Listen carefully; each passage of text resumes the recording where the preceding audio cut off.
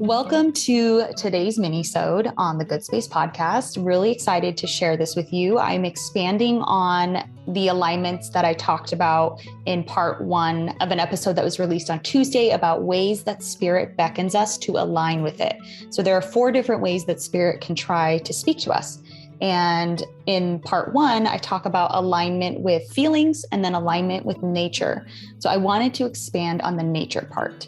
So I'm going to share a story with you about how Spirit spoke to me through nature. And then I want to share the Chinook blessing litany that I talked about in the episode from Dr. Wayne Dyer. You can also read it on the show notes, but in case you want to listen to it as well, I'm including it here. And if I mispronounced the name, it's Chinook. I apologize, but here we go. So one time I was walking home in Central Park and I got to this busy pedestrian intersection. As you can imagine, there's people everywhere and there's bound to be like cross sections where everyone just kind of meets. And so it was an area where people were walking north to south and east to west, and we just crossed paths. So above this pedestrian intersection hung a bare tree branch. I think it was winter, so it would be bare, right? And on this particular day, Pale Mail, the famous Central Park hawk, was sitting on it. So there is not like a legend, but everyone knows Pale Mail. It's like this beautiful hawk.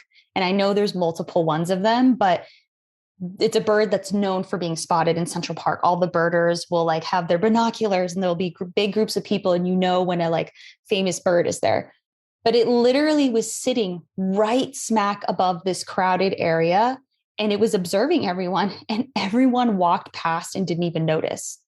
I stopped in my tracks and I looked around and I'm like, is anyone else seeing this but me?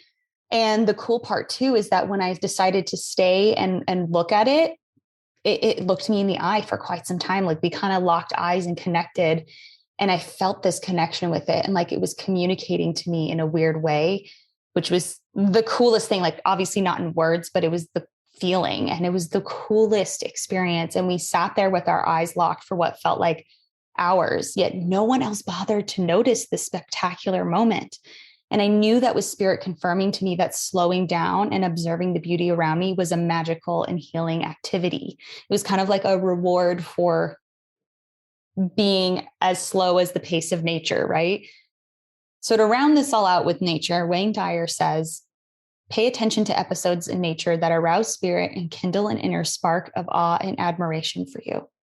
All right, now let's get to that blessing litany that he mentions, and it reveals the Native American awareness of the language of spirit inherent in all nature.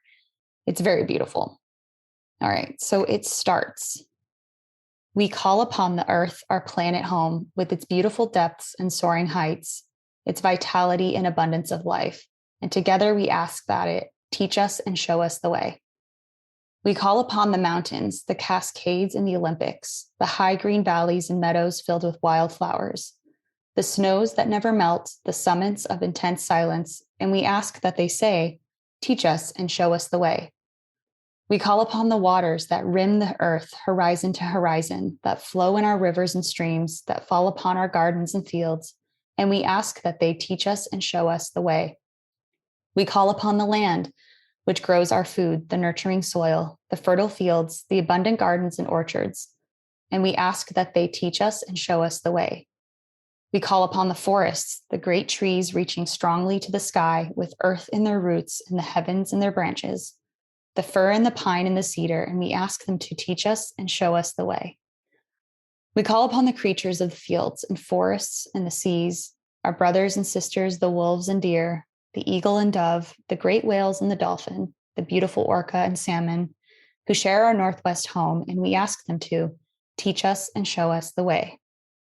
We call upon the moon and the stars and the sun, who govern the rhythms and seasons of our lives and remind us that we are part of a great and wondrous universe, and we ask them to teach us and show us the way. We call upon all those who have lived on this earth, our ancestors and our friends who dreamed the best for future generations, and upon those whose lives our lives are built. And with thanksgiving, we call upon them to teach us and show us the way. And lastly, We call upon all that we hold most sacred, the presence and power of the great spirit of love and truth, which flows through all the universe to be with us, to teach us and show us the way. Such a beautiful sentiment. And I always try to keep this in mind when I'm out in nature, like, teach me, show me the way. What can I observe? What can I learn from you right now? And it's a very powerful, beautiful experience. And obviously, this blessing puts it into such a beautiful, beautiful language. So I really hope you enjoyed it.